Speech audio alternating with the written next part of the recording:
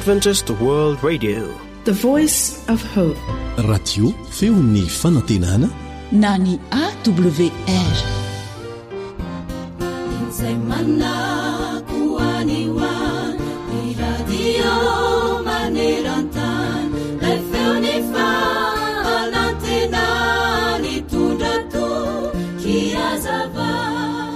Tany Beirout any Syria dia nisy misionera malaza atao hoe Dr Franklin Hoskins.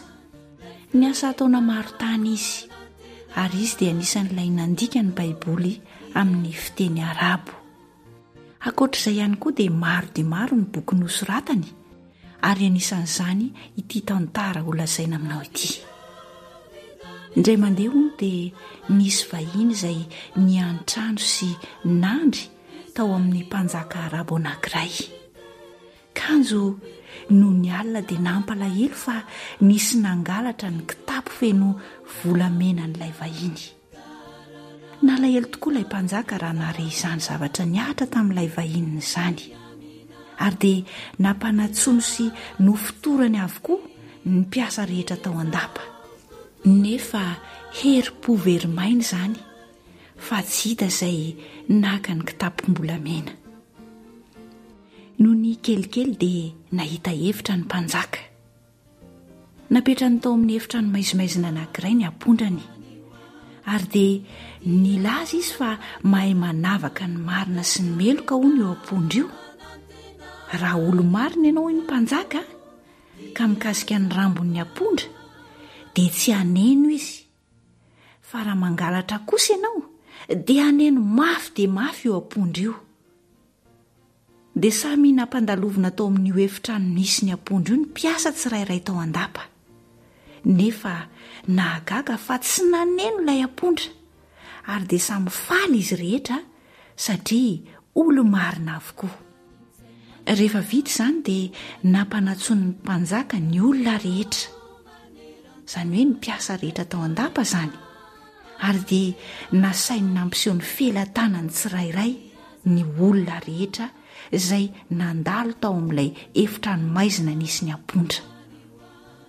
Nasian'ilay mpanjaka loko mantsy ny rambon'ilay ampondra, ka nisy loko avokoa ny tanan'izy rehetra izay nikasika marina ilay ampondra.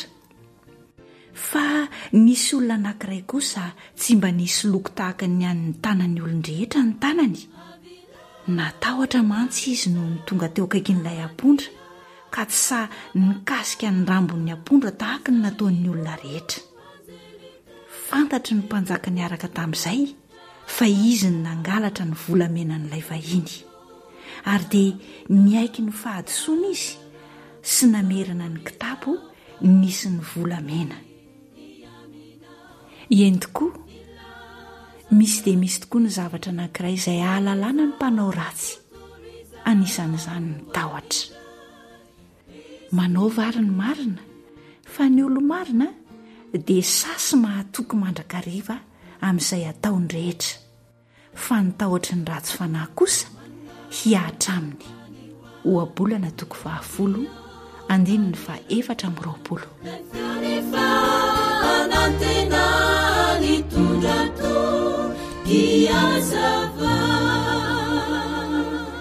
Radio feon'ny fanantenana.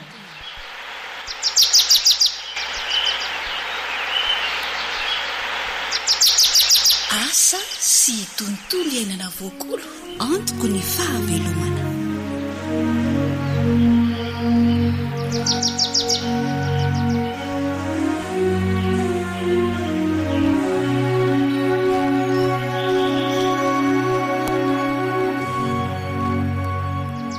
Miarabanao am-pifaliana manaraka ny onjam-peon'ny fanantenana.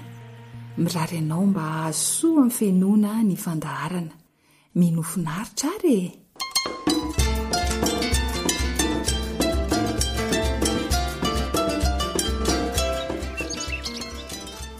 Iny dia ataon'ny serambelo atao iny re tapaka tavongina ho vivo reto e. Amboleko voana nanambo reto robe va? Voana nanambo?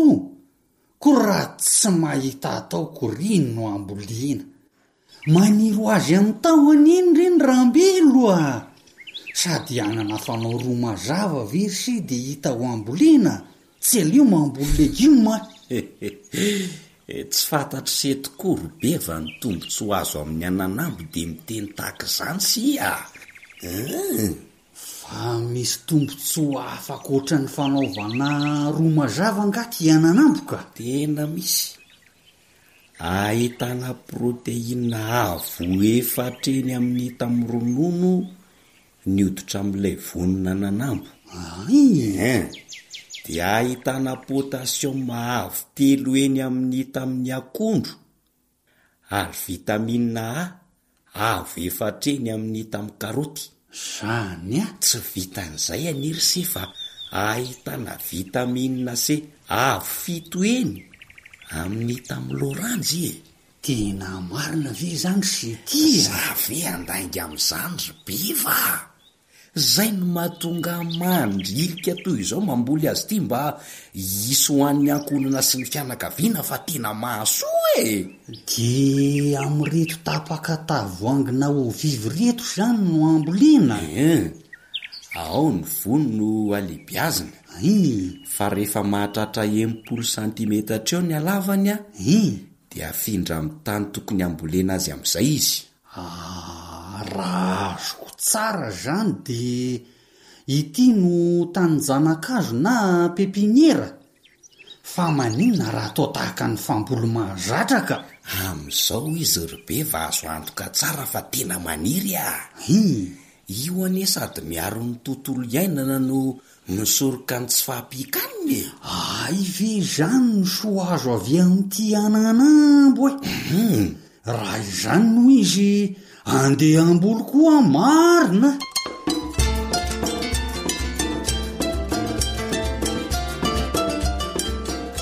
hazo mitondra soa ny ananambo na ilay antsoina ihany koa hoe felomirongo na anamirongo ananambo tena ahitana tombotsoa tokoa andeha ny anontaniantsika ny tompona andraikitra ny fampilezana azy ity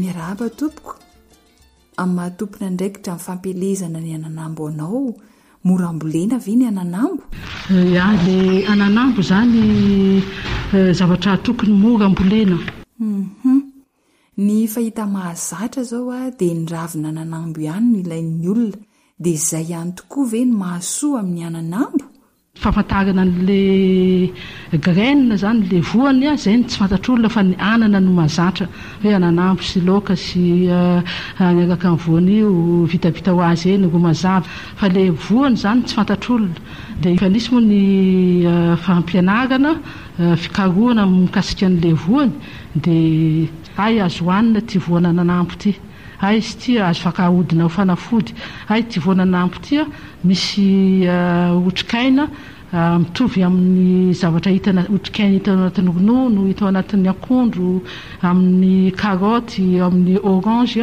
zany hoe misy vitamine C vitamine A vitamine misy potasium misy zavatra be deaibe aloha zany resaka sakafo fotsiny resaka otrikaina fa avy eo koa mbola misy resaka hoe fanavotana ny ala sy ny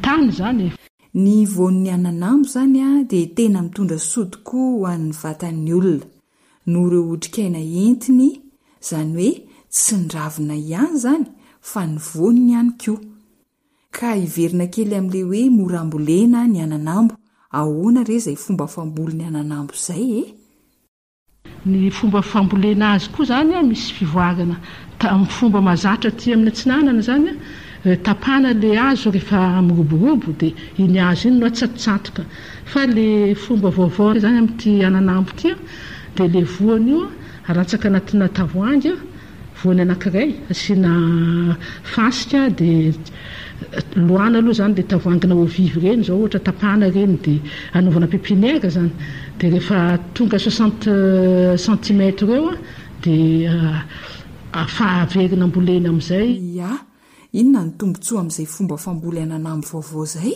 tombotsoa azo amin'izay zany mitsatoka tsara anatin'ny tany any le fakany dia raha sendra ratsy ny toetrandro dia mba azo antoka izany hoe tsy lasany rivotra ilay ananambo fa maniry somatsara izy a dia avela tsy tapatapahana dia vetivety heritaona efa tokony misy voany a dia eo izany vao manomboka ny fanitarana n'ilay fikarakarana isan-tsokajana. Mety avokoa ve izany ny toerana sy ny karazan-tany ambolena ny ananambo? Le toerana ambolena azy izany toerana tsy dia be rano loatra, ohatra hoe fasika fangaro arikely maintimainty kely ireny a tsy dia tiany izany hoe toerana ohatran'ny hoe tena manan-karena be le tany fa antonontonona. Dia amin'ilay fambolena voalohany iny izany tsy tena mila masoandro be ilay izy dia tsy dia mila lena hoe tondrana matetika fa tsy maintsy mitandrina tsara izany amin'izay. Rehefa be loatra ny orana dia kelikely izany ny chance hampaniry tsara n'ilay voana ananambo. Azo ambolena mandavataona ve ny ananambo sa misy vanim-potoana manokana raha izany? Mandavataona ilay izy mety fa ny fanaraha-maso izany tsy mitovy, mety entitrentitra kokoa izany ianao mambony amin'ny fotoanany ririnina toy izay amin'ny fotoanany hoe fahavaratra amin'ny masoandro misimisy kokoa, azo antoka kokoa izany ilay fambolena. Matetika tokoa dia any amin'ny sisintany manamorona ranomasina no ahitana ny ananambo ka hono amin'ny mahatompona ndraikitra ny fampelezana ananambo anao mety haniry any amin'ny voatany ve izy io? Hatramin'izay ny eritreretina hoe amin'ny kaoty ihany no metimety ilay fomba ambolena azy fa tena mety koa amin'ny voatany. Ia, nizaniza izany maniry amboly ananambo, naizanaiza faritra misy azy dia afaka mamboly ananambo izy fa zao fotsiny mila manaraka amin'ny fepetra ny karazan-tany ilain'ny ananambo. Ity ampamaranana inona reny no afatra ao am-piaino e? Tokony resy lahatra mihitsy izany ny mponiny, resy lahatra ny tsirairay anitatra n'izay fambolena ananambo izay satria manampy antsika amin'ny fialana amin'ny fantrana ilay misaotra tompoko.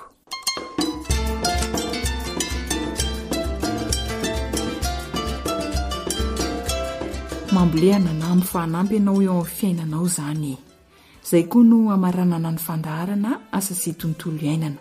Zohanitra ny nanolotra izany ho anao, samy masirilanto teo amin'ny lafiny teknika, mametraka mandra-pitafa ho amin'ny manaraka indray.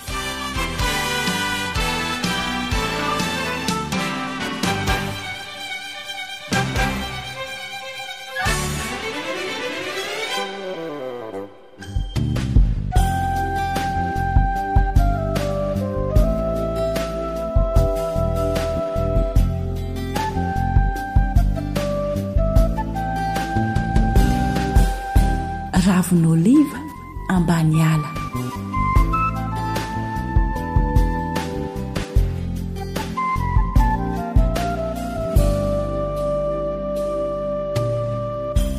Aizano misy toerana sambatra sady maritra, aizano ale zamanzombonany ety tofasana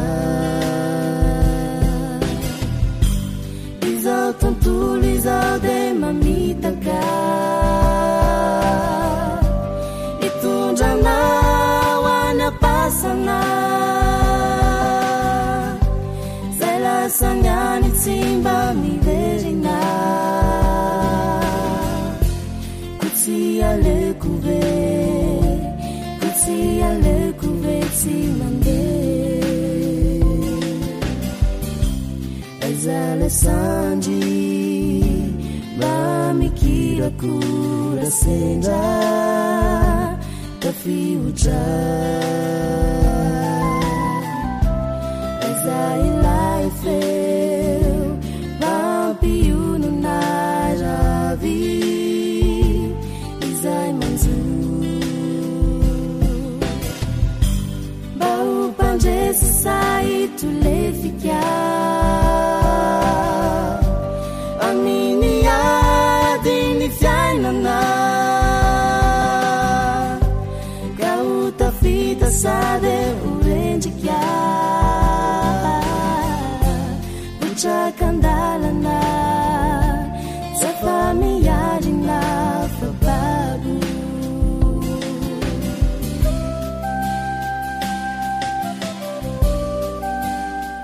AWR. Téléphone 034 06 797 62 033 07 170 70.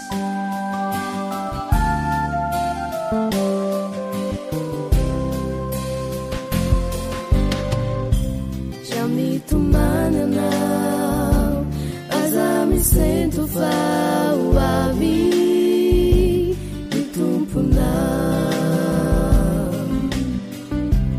Gesuni vali sini gitara kasanjatu nirana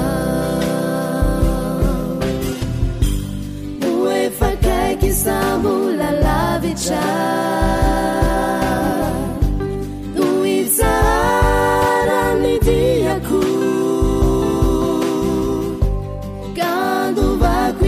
Sara lavicha Jerusalem su Lani silani chava uva Nietantani Siweli suni zao de watao Fanjeicha Yafuni yavu Fati fanduru Ilai Satan Mirando masu no de ufuana Biala elu sisiku Andi yamani chawana zavana Sambacha, ele sambacha uturi.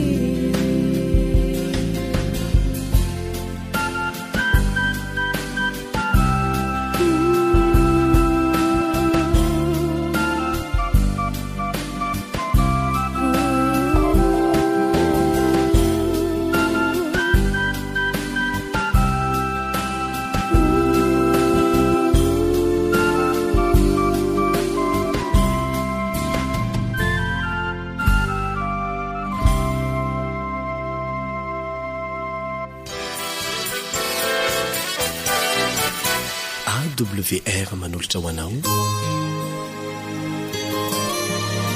feo ny fonantena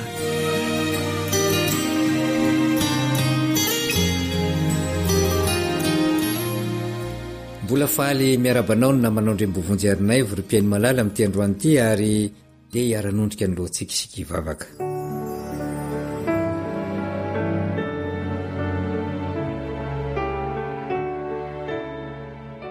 ray tsara sy masiny indrindra ny an-danitro ianao no tompon'izao tontolo izao ary na hary izao tontolo izao na hary anay tsiraray avy ihany koa ondry fiandrinao zahay ary ondry izay mitady ihany koa nefa ny lalana araka sitraponao amin'ity androany ity dia mangataka anao mba hamela ny elokay raha naniasi zahay ka merina anay amin'ny laoniny amin'ny lalana tokony hoy engane mba hoazavainao amin'ny fananao masina izahay raha andinika ny teninao ka hita izay tianao ambara mba zahoanay miorona tsara amin'ny teninao hatramin'ny farany dia tononona sy angataniny amin'ny anaranao Kristy zany vavaka izany amen.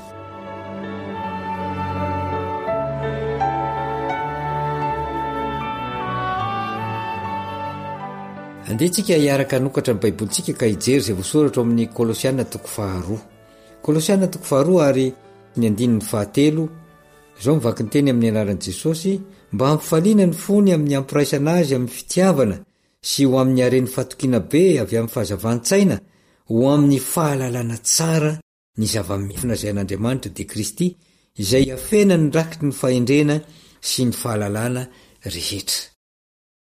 Raha mamaky io andininy anankiroa io sika dia mbola mitoetra ao anatin'ny afatra izay nataon'ny apôstôly Paoly fananarana ho an'ny Kolosianina, fananarana mba haharitra tsara tsy ho voafitaky ny mpampianatra sandoka. Nanana ihany ny apôstôly Paoly rehefa niala tamin'ny toerana izay nandalovany rehetra ary anisan'izany ity toerana tany Kôlôsia sy ny Lôdikia dia nananay azy fa misy ireo mpino zay tsy miorona tsara, zay nahazo rononom-panahy ny sasany, ary ny sasany nefa efa mba nahazo vetikanina ihany, kanefa de tonga tafiditra ao anatin'ny fisalasalana zay entin'ny fampianarana hafahafa, de ny filôzofia izany, fampianarana zay vokatry ny sain'olombelona ihany. Ka rehefa niteny izy eto amin'ny tapany farany, 12 hoe ho amin'ny fahalalana tsara mba hampifaliana ny fony amin'ny ampiraisana azy amin'ny fitiavana, ho amin'ny fahalalana tsara ny zava-miafina izay an'Andriamanitra.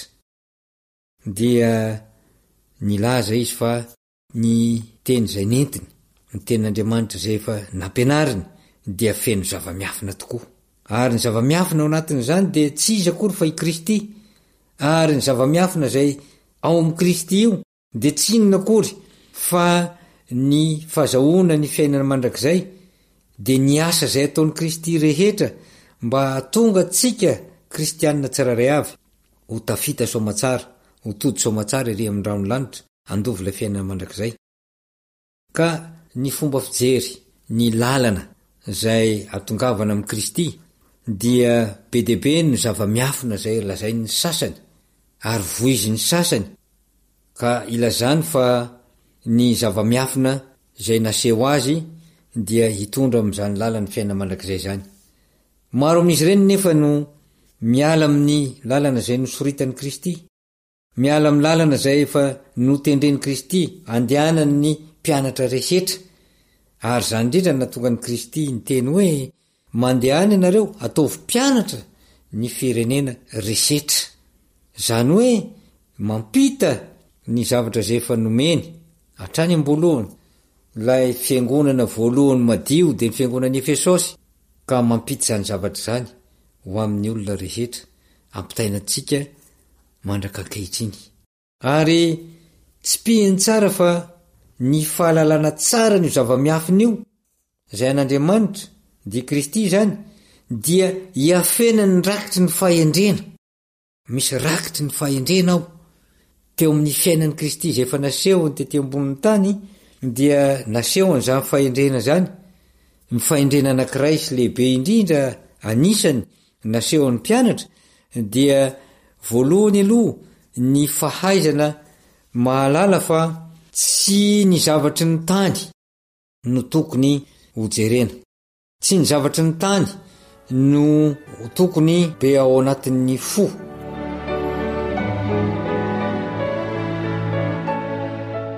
Zao no voalaza ao amin'ny Jaona 9:9 ary ny 7. Jaona 9:7 fa izaho milaza ny marina aminareo, mahatsara anareo ny fialako, fa raha tsy ala aho de tsy ho avy aty aminareo ny mpananatra, fa raha andeha aho de irahako ho aty aminareo izy.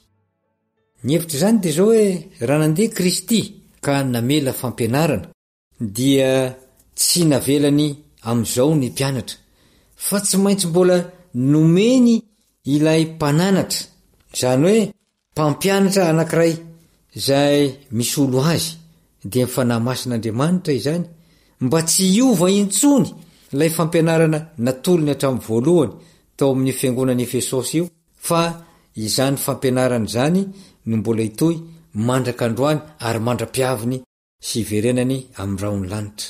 Ary zay zava-miafina zay resahany misy ny raky ny fahendreny zay dia tsy inona akory fa ny fomba fiaina ao anatin'ny fiainantsika andavanandro. Eo amin'ny Jaona 9:9 ma de zao ny voalazany hoe ary raha tonga izy de ampiaiky izao tontolo zao ny fahotana sy ny fahamarinana ary ny fitsarana. Ampiaiky izao tontolo zao ny fahotana.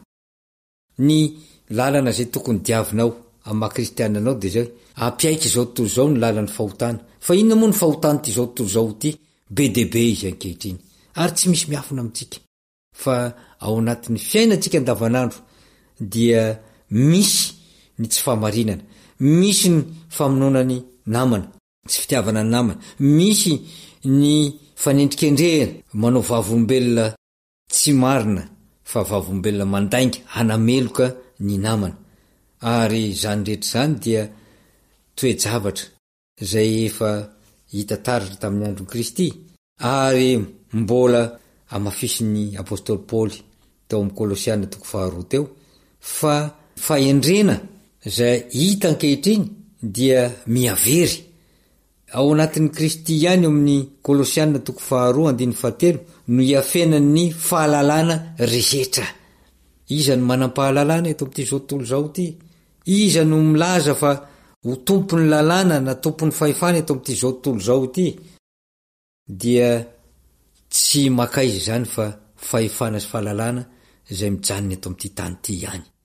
Fa ny rakitry ny fahalalana dia tsy misy afa-tsy Kristy, ary Kristy zay manaja ny fifankatiavana sy ny fitiavana, ka nanome hoe didy vaovao no meko anareo.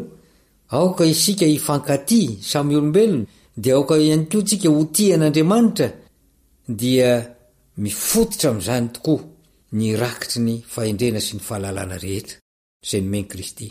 Satria Kristy ilay mpanorona ny fiangonana ka imatimatesa tsika tsiraray avy amin'ny maha-kristianina tsika, dia nametraka ny fepetra rehetra zay takina amintsika. Aoka sika ho marina eo amin'ny fiainantsika, aoka sika tsy anana fitsarana mitongilana, fa zay mitsara dia mbola ho tsaraina araka ny teniny, ary ny mitsara marina dia ho marina ny fitsarana azy, fa ny mitsara diso dia ho diso ny fitsarana azy. Aoka isika iaiky ny fahotantsika tao anatin'izany, fa zay no any lala tokana azoantsika mahita ny lalan'ny fiainana mandrakizay zay efa andrandraina sy andrasantsika. Mino fa tsy misy kristianina na diray aza tsy maniry zany fiainana mandrakizay zany, satria zay neny natongavany Kristy teto amin'ity tany ty e. Fa tonga mba hamonjy zao tontolo zao izy, fa tsy anameloka izao tontolo zao, ary tonga hanafaka atsika ao anatin'ny zioga ny fahotana izy, mba ho afaka ka andovy ilay fiainana mandrakizay, fa tsy tonga mba hanaraka fombafomba mpivavahana na hanaraka lalana zay atao hoe lalana ara-moraly fotsiny ihany, ka hoe mamin'ny fiarahamonina. Raha ho amin'ity tany ty ihany no andrandratsika ny fitondran-tena tsara, dia tsy hisy dikany izany fa ho zava-poana. Satria rehefa tonga ao amin'ny lalan'ny fahafatesana isika izany, dia very izany aja mamboninahitry ny fitondran-tena tsara zay nataontsika izany.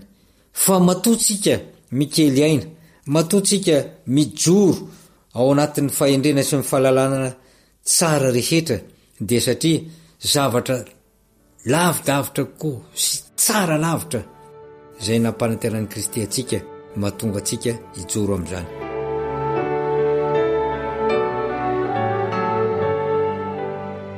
Mino ary mpiaino malala fa isika tsiraray avy dia samy eritreritry indray hoe aiza ho aiza moa zany zao ny mba nanovozako ny fahendrena tao amin'i Kristy, aiza ho aiza mba nanovozako ny fahalalana tao amin'i Kristy, move efa mizotra marina tokoa ho amin'ny lalana zay mitondra fiainana mandrakizay aho, sa mankaiza.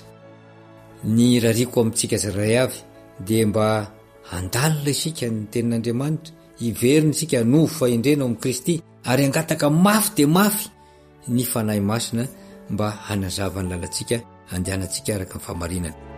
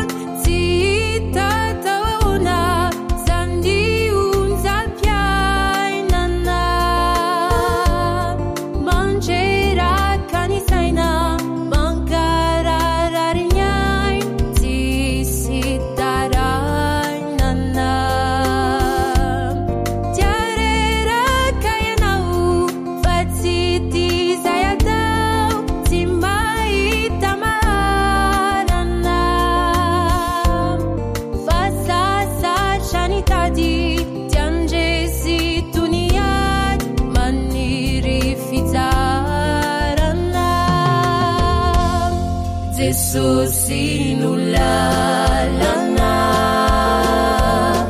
tompony zao rehetra izao antanany avoko zay rehetra masoa izy ampandresy anao. AWR mitondra fanantenana isan'andro ho anao.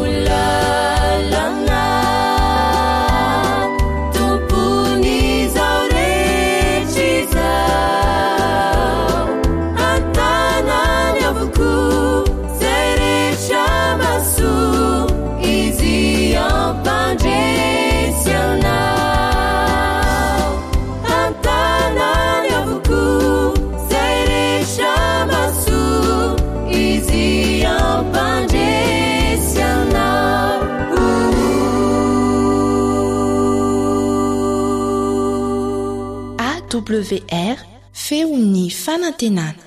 Fahasalamana voalohan-karena kolokolo isan'andro vavolamena. Harena ny fahasalamako. Harena ny fahasalamako. Tombotsoa tsy voavidy vola tena tsara nampiasa. Fandaharana ara-pahasalamana iarahanao amin'ny AWR sy ny ONG Sixwab. Hitondra torohevitra ara-pahasalamana ahatonga ny Madagasikara ho faritra manga, ahitana olona salama sy matanjaka ary ela velona. Miaraka amin'ny Dr Ivra Velson, filompanorona ny ONG Sixwab. Falymandray an-tanànanao Mandrakarivy amin'ny alalan'ity fandaharana iresadresana mahakasika ny fahasalamana ity ho tohizana amin'ity ity ary ny mahakasika ny resahan'ny dokotera Iva Ravelson mahakasika ny natao hoe hina sy ny fahasalamantsika olombelona. Efa liana naraka ny tohiny ianao ndao ary.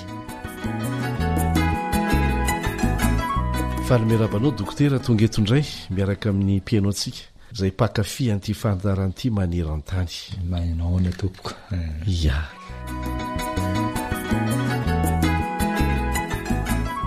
Ny mahakasika an'inona indray no mentsika ho an'ny mpiaino antsika? Misy antony maromaro namana Elian ny antony tokony tsy nanantsika hena. Voapirofo ara-tsiantifika. Voalohany firafitry ny nify. Ny firafitry ny nify.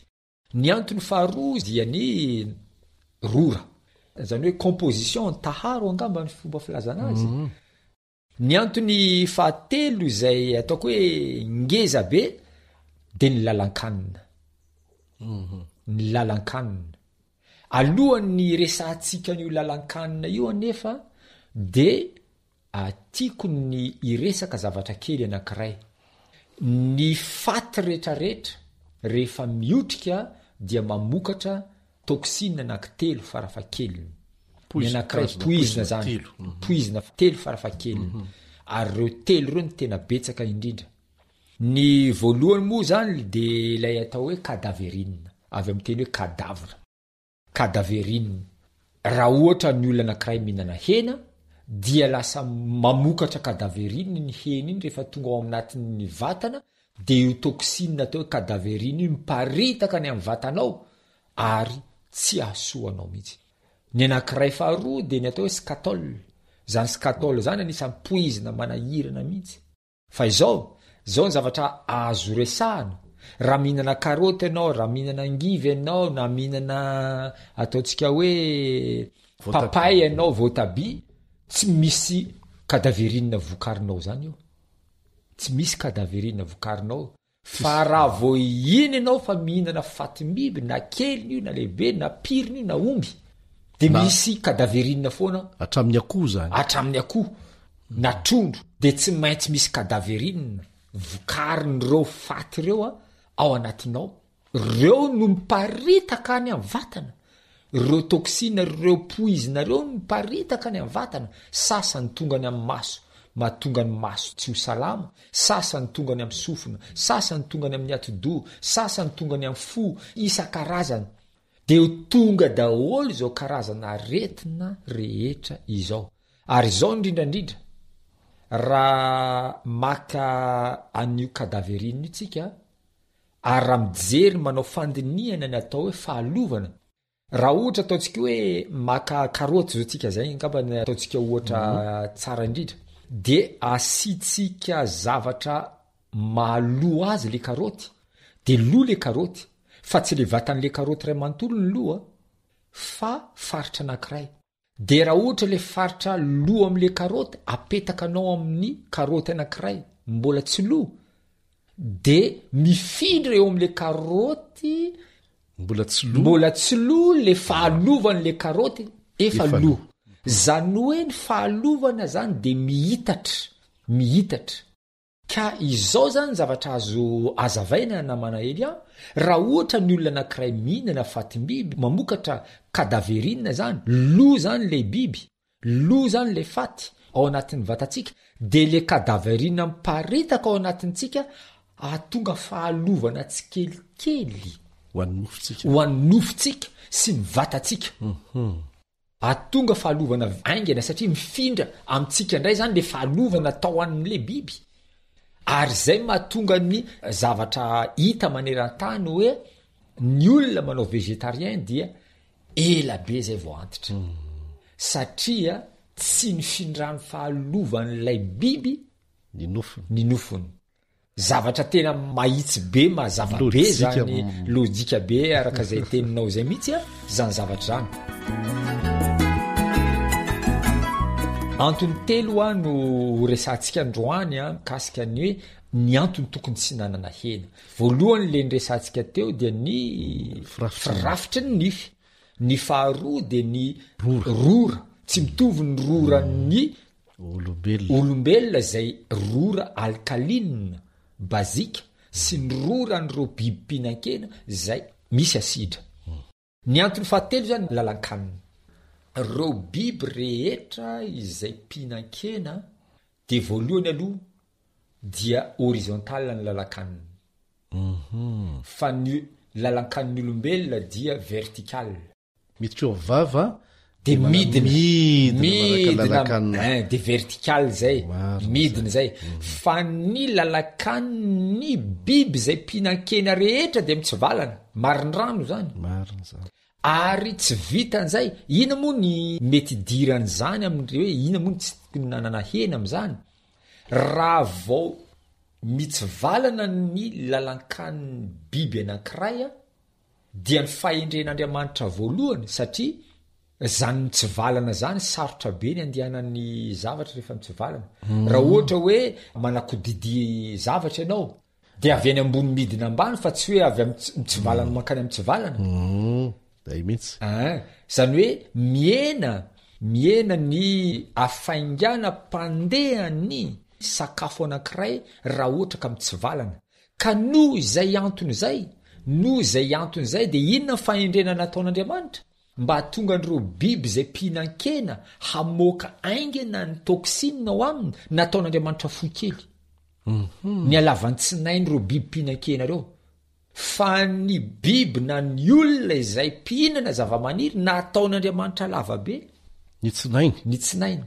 ka na de vertical azy izy a de midina tsikelikely midina tsikelikely midina tsikelikely ny afarany tonga any amin'ny tapany ambany indrindra mitsina ihany le izy ka ny zavatra tiana ho resana zany de zava-dehibe mihitsy a ity lalakanina ity ny lalakaniny biby rehetra zay mpihinana zava-maniry de lava be daholy fa ny biby mpihinankena rehetrarehetra dia fohy kely ny lalakaniny andele anome ohatra vitsivitsika ny olombelona zao 20 metatra ny lalakanitsika 20 metatra zao ny antsika olombelona de ny omby zao 5 metatra lava de lava ny alika 3 metatra ary ny any saka 1 metatra ny antrondro zay mihinana biby kely eo andranomasinao a tsy ampy 70 centimetatra akory ka zay indrindra ny antony tokony tsy hinanana hena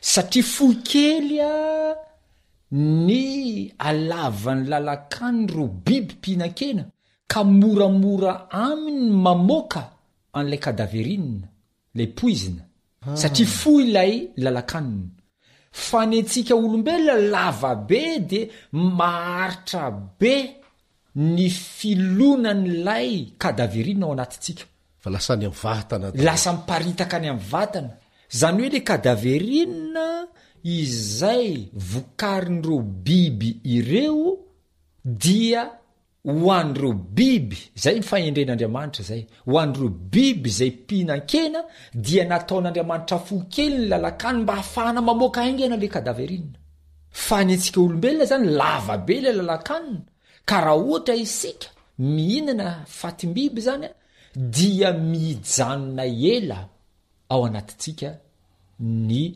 poizina isan-karazany zay mahafasana lasa fasana zay mahafasana azy zay ka isika raha vao mihinan-kena dia fasana mandehandeha zany isika reo zany antony ataoko hoe telo ngeza indrindra mbola misy antony hafa moa zany azo tenenina fa ho ajanontsika eo am'izay anankitelo zay zany a ny antony tsy tokony hinanana hena averiko ndre mandeha ny antony voalohany a de ny firafitry ny nify ny firafitry ny nify a de tsy natao hinan-kena sika ny faharoa ny composition na ny firafitry ny rora ny rora tsika olombelona de tsy misy asidra ka tsy natao andevona hena ary ny lalakanina dia lava loatra ny lalakanitsika olombelona ka lasa miodrika ela loatra ao anatintsika ny hena de lasa miparitaka ao anatintsika le kadaverina zay poizina avoaka ny faty rehetrarehetra tiako marina kely fotsiny a inona mamaimbo ny faty anankiray ny faty tsy maintsy maimbo satria io poizina kadaverina io mahatonga zay fofona maimbo zay hafa mihitsy ny fofona maimbo avy amin'ny faty tsy mitovy amin'ny fofona maimbo avy amin'ny zavamaniry lo ohatra tsoka hoe maka hena isika de apetraka atsika eo a de maka voatabia tsika apetraka atsika eo samby lo daholo reo afaka herinandro fa tsy mitovy ny fofony reo tsy mitovy ny fofony reo satria ny anankiray tsy misy kadaverina ny anankiray misy kadaverina zay ngamba namana Elian no azoko tenenina mikasika amin'ny hoe ny antony tsy tokony hinanana hena mihitsy mbola misy antony hafa resaka miditra amin'ny aretina indray mantsitsika am'izay fotoana zay satria betsaka reo antony reo be debe zao ny olona zay ataontsika hoe misy tension tsy zaka ny tenany mihitsy isaky mihinana henombo zao izy za tsy hinana henombo tsono izy fa tonga de miakatra be mifandrivotra daholo ny azon-damosiko rehetrarehetra iny a efa hitafiditra amin'ny hoe antony any amin'ny resaka aretiny tsika zay fa ireo telo tany saiko teo zany antony ho an'ny rehetra io fa raha ohatra zao resaka kansera koa tsika ny kansera ny sakafo anisany tiany cellule cancereuse indrindra dia ny protéine avy amin'ny biby sy ny siramamy ka raha ohatra tiatsika ny ampirongatra ny kansera aingina de omeo siramamy ny olona ary omeo hena izy tonga de irongatra vetivety io cancer io atramin'ny fotoana zany a nampirongatra ny fihinana-kena sy ny zavatra mamy ireo no tena nampirongatra ny cancer. 5 ny aretina zay nirongatra indrindra teto an-tany noho ny fiazakazan'ny olombelona ny hinana hena sy ny hinana siramamy: ny cancer, ny diabète, ny tension, ny obésité ary ny dyslipidémie rehetrarehetra. Eny fa hatramin'ny ostéoporose aza aretina vokatra ny ireo zavatra ireo daholo zany zavatra. Ny siramamy industriel zany hoe le nahodina zany, le nahodina io hafa mihitsy ny firafitry ny siramamy, mbola iverina kely amin'io satria marobe mihitsy ny nangataka an'izy io. Ety ampamarana moa namana Elian de tiako ny anamarika kely vetivety tena maro mihitsy nareo manaraka n'ity fandaharana ity. Tena maro ary be de be mandefa SMS de ialako tsiny re tompoko fa tena tsy mahavaly SMS fa tena tsy mahavaly SMS satria raha ohatra olona 20 fotsiny ny ao anatin'ny andro anankiray mandefa SMS de tena lany fotoana amaly an'io de alongamba miantso nareo de misy fampiresana tsara ataotsika. De misy karazana retina izay resanareo any amin'ny SMS na miantso ahy anareo de tsara angamba izy ireny no valiko eto amin'ny fandaharana fa sarotra be inona dokotera ny atao fa za ohatran'izao inona dokotera ny atao fa za ohatran'izao manjary lavabe zany le fanazavana olany crédit matetika tapitra ny crédit ny aveo mbola mampiditra indray mandeha indray izy ohatran'izany hatrany fa ovalitsika io ary anokana fotoana maromaro mihitsy malina fantanitsika piaino tsirairay avy. Sorana be deabe anao dokotera am'izay tena fahafoizatena ngeza be mihitsy zany atsika piaino ary sorana docteur Yves.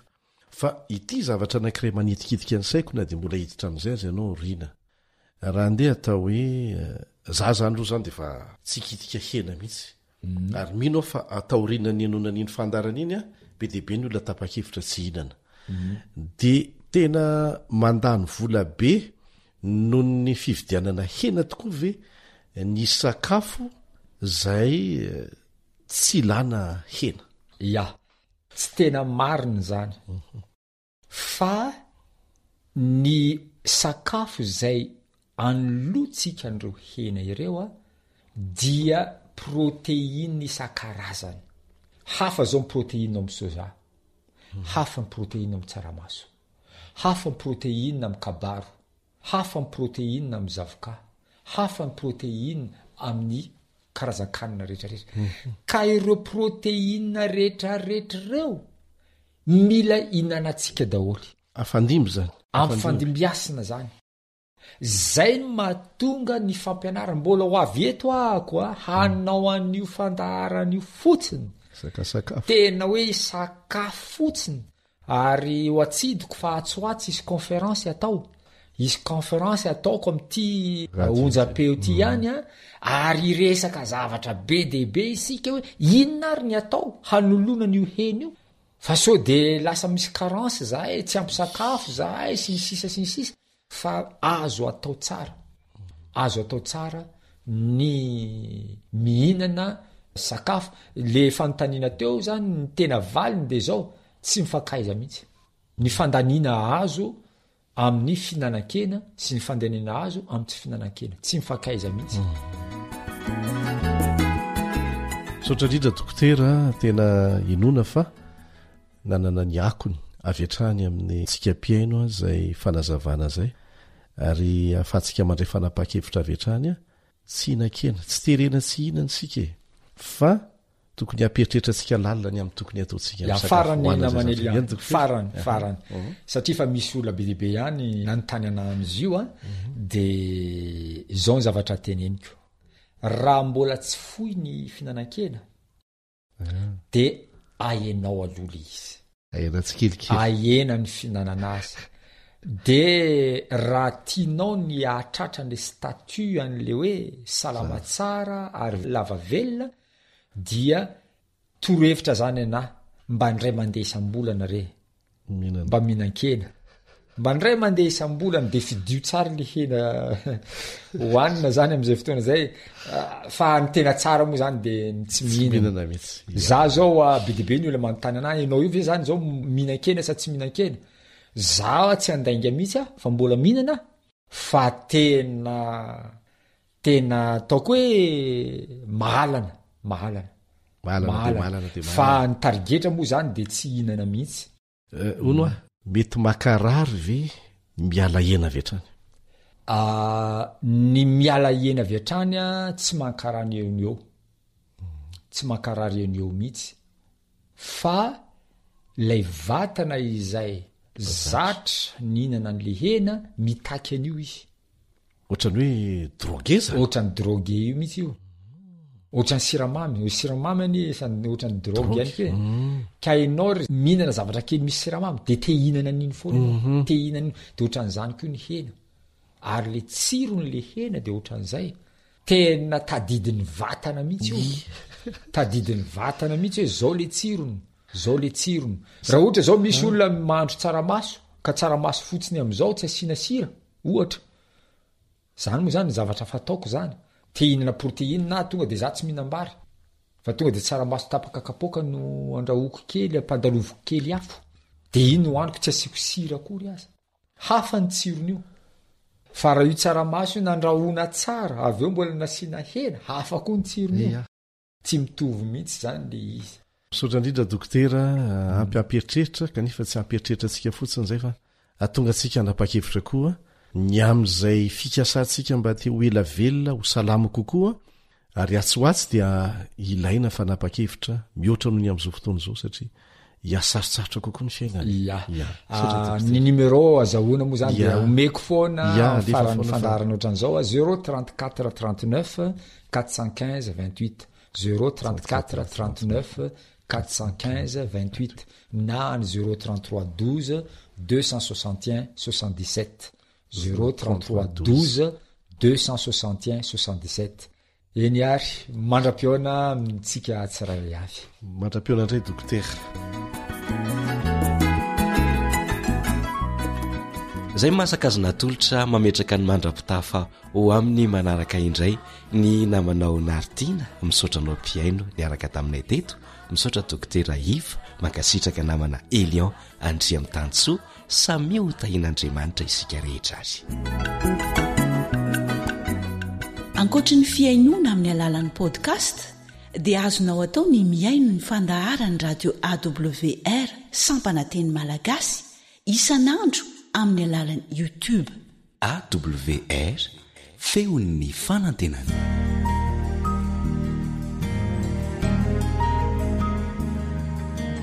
fananteninao no fahamarinana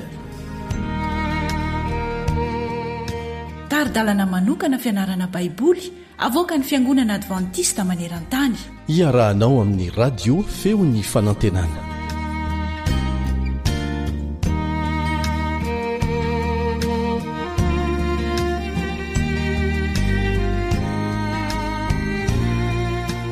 ampifaliana no anasananao anaraka ny fandalinana ny amin'ny fitoerana masina ny lohatenino dia manao hoe jesosy ilay mpisolo vavantsika eo amin'ny fitsarana manasanao anaraka izany hatramin'ny farany ny mpiara-mianatra aminao kalebandretsikivy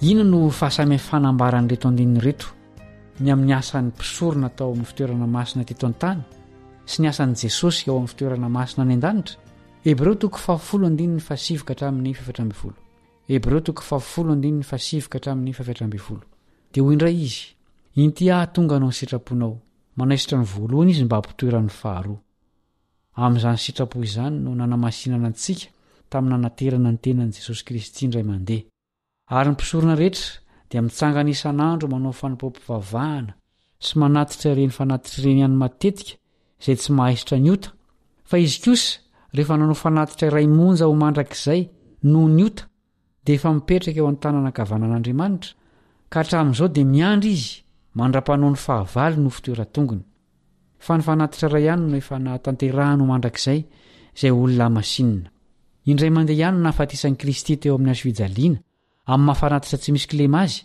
izay atolotra noho ny ota ny asa fisorona nataony eo amin'ny fitoerana masina ny an-danitra no manamasina antsika ary satria niditra tao amin'ny efitra masina indrindra izy ankehitriny dia mijoro ho mpisolo vavantsika eo amin'ny fitsarana hoy ny Hebreo 7:7 Hebreo 7:7 dia tahak'izany koa Kristy rehefa natolotra indray mandeha hitondra ny otany maro dia iseho fanondroany tsy amin'ny ota amin'izay miandry azy ho famonjena no nysorona sy ny fanelanelanana nataony no namahana ny olona ny fahotana tonga izy ankehitriny ho an'ireo izay tiany fisehoany hoy ny Timoty 2:4-5 nahoany Jesosy no manasa antsika anaraka azy ary inona no hitantsika rehefa manaraka azy sika andehovaka itsika ny Hebreo 9:5-20 Hebreo 9:5-20 izay ananantsika ho vato fantsika ny aina sady mafy ny tsy mihetsika ary miditra ao anatin'ny efitra lamba tany no nidiran'i Jesosy ho mpialohantsika rehefa tonga mpisorona be mandrakizay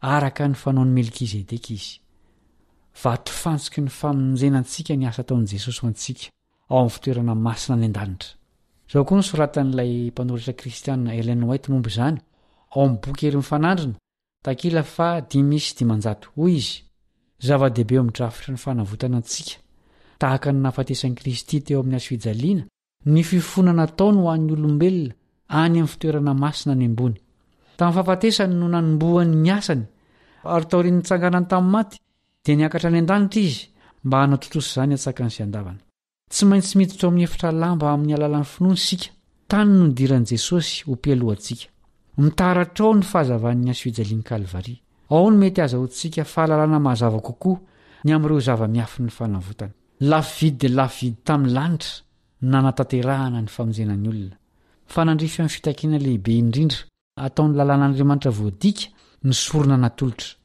nanokatra ny lalana makeo amin'ny seza fiandrana ny ray Jesosy ary amin'ny alalan'ny fanalalana nataony dia azo entina eo anatren'Andriamanitra ny faniriana marina avy amin'izay rehetra manatona azy amin'ny finoana drafim-pamonjena tao amin'ny fitoerana masina teto an-tany sy any an-danitra dia drafitra feno hoentina mamaly fifanandrinana lehibe sy amonjeny ty planety ity amin'ny fifezan'ny Satana ny fiainan'i Jesosy dia naneho ny fitiavan'Andriamanitra ny tontolo iray izay mila fanampiana maneho ny maharatsy ny fahotana ny fahafatesany ary koa mitondra famonjena ho an'ny olombelona rehetra manolotra ireo tombontsoa ny fanavotana amin'izay rehetra manolotanana ampinoana andray izany ny fanelanelanana nataon'i Jesosy ao amin'ny fitoerana masina ny an-danitra ao amin'ny-drafitra ny famonjenantsika dia Jesosy ny zavatra rehetra izy no zanak'ondry ny solo antsika izy no misolo vava ho antsika amin'izao fotoan'izao ao amin'ny fitsarany lanitra ary izy koa no mpanjaka ny mpanjaka izay ho avy tsy ho ela amonjy ireo izay nandray izany fanavotana izany ry mpiara-mianatra namana akaiky izany fanavotana izany sady azo antoka aokarisika hiambina mandrakariva ka ho vonina hitsena mipampakatra izay no mamarana ny fianarantsika androany mametraka ny mandrapitafa ho amin'ny fizarana manaraka ny mpiara-mianatra aminao Kaleba Ndretsikivy.